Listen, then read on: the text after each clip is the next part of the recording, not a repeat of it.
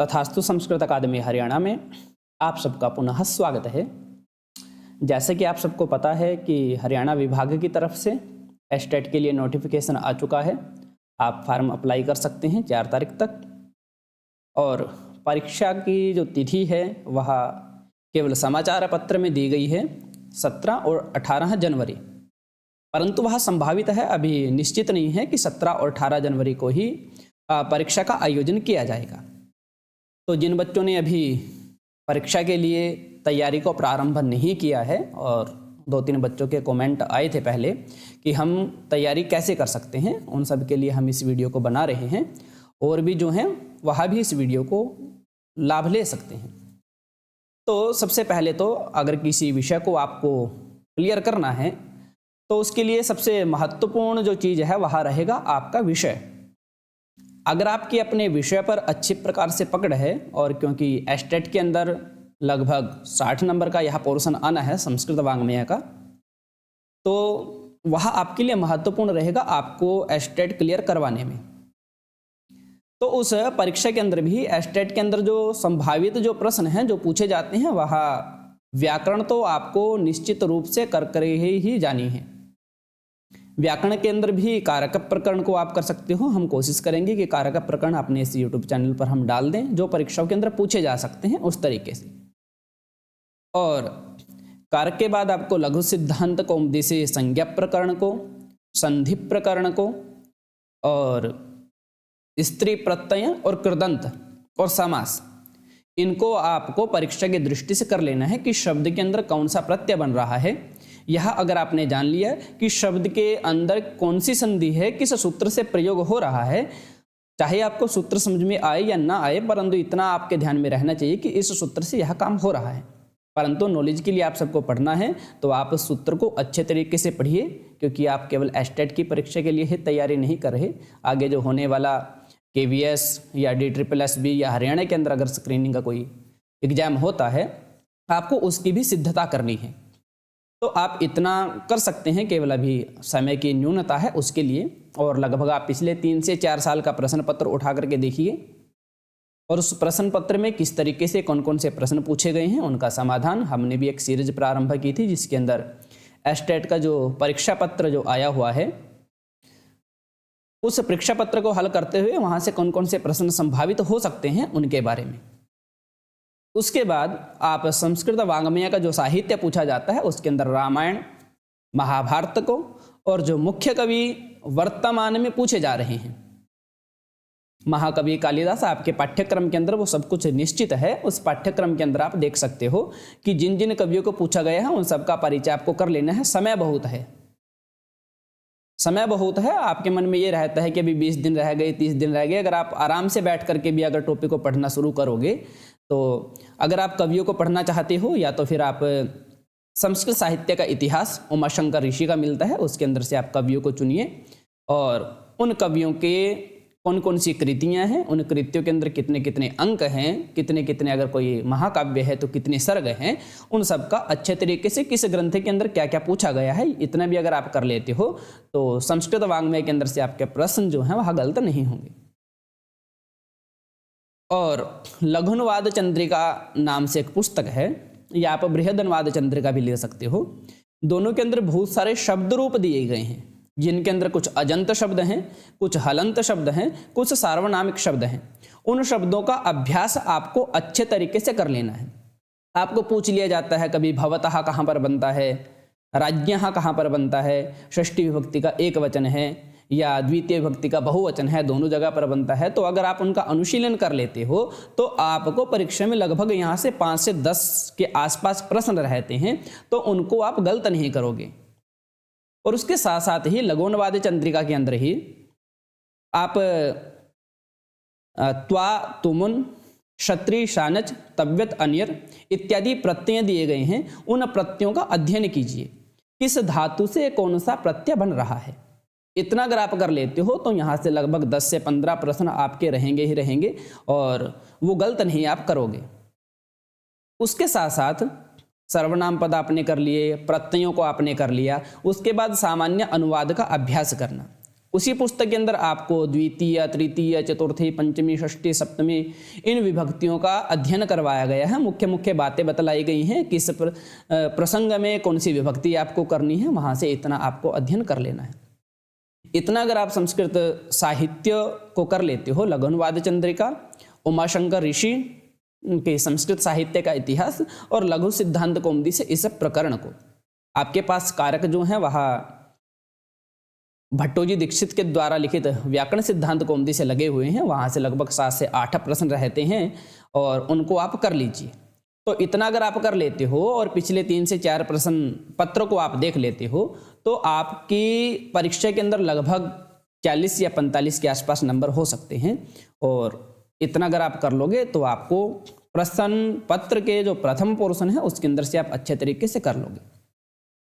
उसके बाद लगभग 30 नंबर का पोर्शन हमारा सीडीपी का रहता है और सीडीपी भी आपको एक आसान विषय है, आपने बीआरडी के अंदर परीक्षा दी है तो उस तरीके से आप सीडीपी को अच्छे तरीके से कर सकते हो। यूट्यूब पर बहुत सारे चैनल आपको मिल जाएंगे। हिमांशी सिंह जी अच्छा पढ़ाती हैं, निशा शर्मा जी अच्छा पढ़ाती हैं अचीवर्स अकेडमी पे, और हिमांशी सिंह लेट्स लर्न नाम के एक चैनल है, वहाँ पर अच्छा पढ़ा रही हैं सीडीपी को, वहाँ से भी आप अध्ययन कर सकते हो। और आपको 2 चीज़ों को ध्यान रखना है कि एस्टेट के अंदर जो सीडीपी पूछी जाती है वह रटन पर आधारित पूछी जाती है। जैसे पियाजे ने कितनी स्टेजेस के बारे में कहा है, अन्य साइकोलॉजिस्ट ने किस के बारे में कहा है, वो इतनी रटन के आधार पर पूछी जाती हैं एस्टेट में।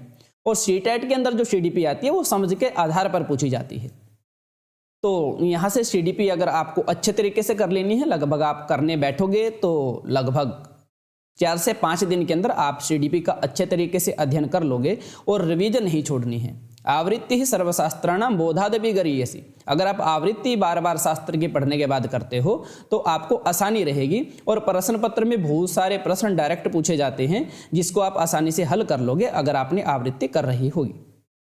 उसके बाद सीडीपी के पोर्शन के बाद आपका ऐसा संकल्प रहना चाहिए कि हमको सीडीपी में 30 नंबर की जो आ रही है उसके अंदर से लगभग 25 के आसपास प्रश्न ठीक कर लेनी है। उसके बाद बात रही हिंदी की। हिंदी का अध्ययन आपको करना है क्योंकि वो 15 नंबर की आएगी और वो आपके लिए फ्री जैसे प्रश्न हैं। और हिंदी को आप यूट्यूब चैनल पर बहुत सारी जगह पर देख सकते हो और हम कोशिश करेंगे कि अपने चैनल पर भी, हमने 2 वीडियो तो अपलोड कर रखी हैं और भी वीडियो अपलोड करें, या पिछला जो प्रश्न पत्र है उनमें किस तरीके से हिंदी को पूछा गया है उसके बारे में हम कैसे अध्ययन कर सकते हैं, कैसे हम प्रश्नों को हल कर सकते हैं, उसके बारे में बताने का हम प्रयत्न करेंगे। और इंग्लिश पर भी आपको यूट्यूब से सहायता मिल जाएगी। और एक संस्कृत वालों की इंग्लिश पे और मैथ पे बहुत कम पकड़ होती है, तो अभी आपके पास समय नहीं है। और अगर आप ऐसा सोचें कि मैं तो 15 दिन में इंग्लिश पर भी पकड़ कर लूँगा, ये भी कर लूँगा, तो असंभव सा प्रतीत होता है। तो जिस पोर्शन पर आपकी पकड़ नहीं है उसको आप बिल्कुल स्किप कर दीजिए। जैसे आपने इंग्लिश को स्किप कर दिया या आपने मैथ को स्किप कर दिया तो तब भी आपको कोई हानि होने वाली नहीं है। क्यों? क्योंकि इंग्लिश और मैथ, इंग्लिश 15 नंबर की, मैथ 10 नंबर का, ये आपका पोर्शन आना है तो 25 नंबर। तो एक ट्रिक लगा लीजिए या आप ये बोल दीजिए कि तुक्के हम कैसे लगाते हैं। तो जो 25 नंबर का आ रहा, अगर आपको उनमें से किसी भी प्रश्न को नहीं आता तो आप 25 के 25 प्रश्नों पर एक ऑप्शन को लगा सकते हो कि हमने सभी पर सी ये भर दिया। तो उससे क्या होगा, उन 25 प्रश्नों में से लगभग 4 से 5 प्रश्न, कम से कम कहे हैं ये, कम से कम 5 प्रश्न आपके ठीक मिलेंगे आपके ना कुछ करने के बावजूद भी। आपको रीजनिंग 10 नंबर की आनी है, रीजनिंग पर अच्छे तरीके से पकड़ करनी है। और रीजनिंग पर अगर आप पकड़ कर लेते हो तो आपको आसानी हो जाएगी कि 10 नंबर की रीजनिंग बहुत आसान है, उसमें से 7 से 8 स्कोर आप कर सकते हो। तदनंतरम हरियाणा जीके आती है। हरियाणा जीके भी बहुत विस्तृत एक विषय है और हरियाणा जीके के विषय में बड़ी विडंबना ये है कि आप कितना भी पढ़ लीजिए ये नहीं पता कहाँ से आएगी। फिर भी आप मुख्य मुख्य जो वन्यजीव अभ्यारण्य हैं वो कहाँ कहाँ पर हैं, स्थित हैं, और पिछले 6 मंथ की करंट अफेयर इनको आप कर सकते हो। ऐसे पाठ्यक्रम के अंदर सब कुछ दिया हुआ है, उनके अंदर से मुख्य मुख्य विषयों को आप कर लीजिए। परंतु मेरा मानना जो है, इतने कम समय में हम तैयारी कैसे कर सकते हैं, उसके लिए तो केवल इतना कह सकते हैं कि आपको संस्कृत साहित्य के विषय पर पकड़ करनी है और आपको हिंदी पर और सीडीपी और रीजनिंग इन 4 टॉपिक की भी अगर आप अच्छे तरीके से तैयारी करते हो तो आपका एस्टेट आसानी से हो सकता है। उसके लिए भी आपको कई बार क्या होता है, हमको प्रश्न ही समझ में नहीं आता कि पूछने वाला क्या पूछ रहा है, तो वो सबसे बड़ी समस्या हो जाती है कि हम प्रश्न पत्र का हल नहीं कर पाते। कई बार प्रश्न देखा हुआ भी लगता है, फिर होता है समस्या कि इसको हल कैसे करें। तो बुद्धों ने एक अपोहवाद को कहा है, वो जाति के स्थान पर अपोहवाद को मानते हैं, और अपोहवाद का मतलब है कि आपको एक गाय को जानना है, तो उस गाय को जानने के लिए आपको गाय से भिन्न जितने भी पदार्थ इस धरती के ऊपर हैं सबको जान लीजिए, गाय उनमें से अलग रह जाएगा, यह अपोहवाद है। वैसे ही जब हम प्रश्न पत्र को हल करते हैं, कोई प्रश्न ऐसा आ जाए कि उसका समाधान हमारे पास नहीं निकल रहा, प्रश्न आपको अच्छे तरीके से समझ में आ गया, तो उसको ऑप्शन को काटना प्रारंभ कर दीजिए। ऑप्शन को जितना आप काटते रहोगे लास्ट में आपका सही आंसर बच जाएगा। तो इतनी सी बात है कि आपको इतनी ही तैयारी कर लेनी है। अगर आपको कैसा भी मटेरियल चाहिए कि आपको उमाशंकर ऋषि जी की किताब के विषय में आपको सब कुछ गूगल के ऊपर ऑनलाइन मिल जाएगा। उमाशंकर ऋषि जी के शायद नहीं है, फिर भी अगर आपको कोई भी संस्कृत का टेक्स्ट अगर चाहिए तो आपको मूल बुक का नाम लिखना है इंग्लिश में, और उसके बाद archive.org यह लिखेंगे तो बहुत सारी PDF आ जाएंगी। जो PDF आपको अच्छा लग रहा है उसका आप अध्ययन कर सकते हो। तो आप सबको इस वीडियो में इतना ही कहना था कि आप अच्छे तरीके से तैयारी कीजिए, पिछले प्रश्न पत्रों को हल कीजिए। जितना आप प्रश्न पत्रों को हल करोगे, और एक मन के अंदर पॉजिटिव एनर्जी आपको रखनी है, जितने आप सकारात्मक रहोगे उतना सकारात्मक प्रभाव परीक्षा पत्र पर भी आपका रहेगा, और जितना आप सकारात्मकता के साथ आगे बढ़ते हो तो प्रकृति हमको वैसा ही लौटाती है। अगर आपके मन में पहले से ही ये हो गया कि हम परीक्षा पत्र को कैसे हल करेंगे, हमारा तो होगा ही नहीं, तो पहले हथियार डालने से कोई फायदा नहीं है। अगर हारना है तो लड़ करके हारना चाहिए व्यक्ति को, कम से कम मन में खुशी मिलती है कि मैंने थोड़ा प्रयत्न किया है। तो फिर भी अगर आपको कुछ डाउट रहता है तो आप कमेंट बॉक्स में लिख सकते हैं। जितना हमारे पास समय रहेगा या अलग से वीडियो बनाने की ज़रूरत हुई तो आपको हम समाधान देने का प्रयास करेंगे। कोई भी अगर आपको अलग से किताब चाहिए उसके लिए भी आपको PDF रूप में हम कोशिश करेंगे कि उपलब्ध करवाएं।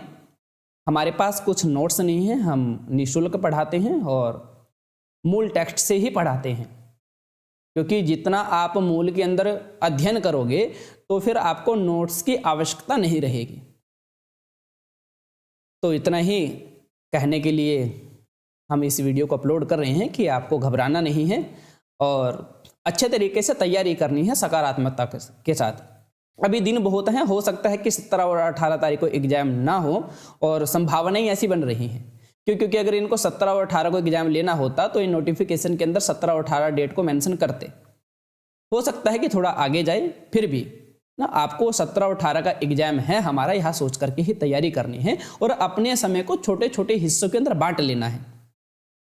कि ऐसा समझिए कि आपके पास अभी 15 दिन है, 15 दिन के अंदर आपको 5 दिनों में लगभग संस्कृत साहित्य को निकाल देना है 1-2 बार नज़र में से। या आप ऐसा कह सकते हैं कि आपने 3 से 4 दिन लिया, आपने पहले CDP को कर लिया। CDP को कुछ नहीं पढ़ना एक्स्ट्रा, आपको CDP पर ही ध्यान देना है, और CDP का जितना पोर्शन है अगर आप उसको अच्छे तरीके से कर लोगे उसके बाद फिर आपको थोड़ा थोड़ा उसका रिवीजन करती रहनी है। लगभग 1 से 1.5 घंटे में उसकी पूरी की पूरी रिवीजन हो जाएगी। उसके बाद आपको संस्कृत साहित्य उठा लेना है। संस्कृत साहित्य की रिवीजन लगभग आप 5 दिन में अच्छे तरीके से अध्ययन करोगे तो आराम से हो जाती है 5 दिन में, और उसकी भी रिवीजन साथ साथ करते रहनी है। और साथ में फिर आपको रीजनिंग पर और हिंदी पर थोड़ा मेहरबानी करनी पड़ेगी, थोड़ा पढ़ना पड़ेगा। और उसके बाद लास्ट के 2 दिनों में अच्छे तरीके से रिवीजन कीजिए और पिछले प्रश्न पत्रों को हल कीजिए। जितने आप ऑप्शन टाइप प्रश्नों को करोगे उतना आपके लिए लाभ होगा। पिछले परीक्षा पत्रों को देख करके ही कर लीजिए केवल, और अंतिम दिन जिस दिन परीक्षा होती है उस दिन बिल्कुल निश्चिंत होकर के सोइए। दिमाग पर बर्डन मत डालिए इतना, कि कई बार बच्चे होते हैं परीक्षा से पहले भी पढ़ते रहते हैं बार बार, वो उनके लिए लाभदायक नहीं होता और एक मानसिक प्रेशर बन जाता है। तो हमारी मानसिक स्थिति डगमगाए ना, उसके लिए आपको रिलैक्स होना चाहिए और जो आपने पढ़ा है उसके ऊपर केवल आत्मविश्वास रखिए, तो निश्चित रूप से सफलता आप सबके कदम को चूमेगी। और इसी बात को कहने के लिए हम आए थे। इतना आप सबको स्पष्ट हो गया होगा और मिलते हैं पुनः एक अग्रिम वीडियो के साथ। अगर आपको फिर भी कुछ संदेह है तो आप कमेंट बॉक्स के अंदर लिख सकते हैं, हम यथासंभव प्रयास करेंगे कि आपकी समस्याओं का समाधान कर पाएँ।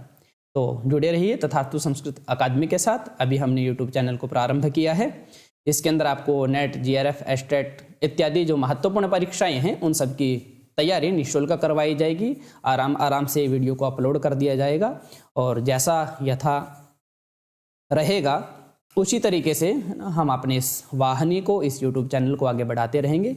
इन्हीं वचनों के साथ आप सबको बहुत बहुत शुभकामनाएं और एस्टेट की परीक्षा के लिए अच्छे से तैयारी कीजिए। जितनी आवश्यकता हो पाए, जितनी आपको ज़रूरत महसूस हो हमारी, तो हमको बतलाना है, हम प्रयास करेंगे कि आप सबकी मदद कर पाएँ। ओम।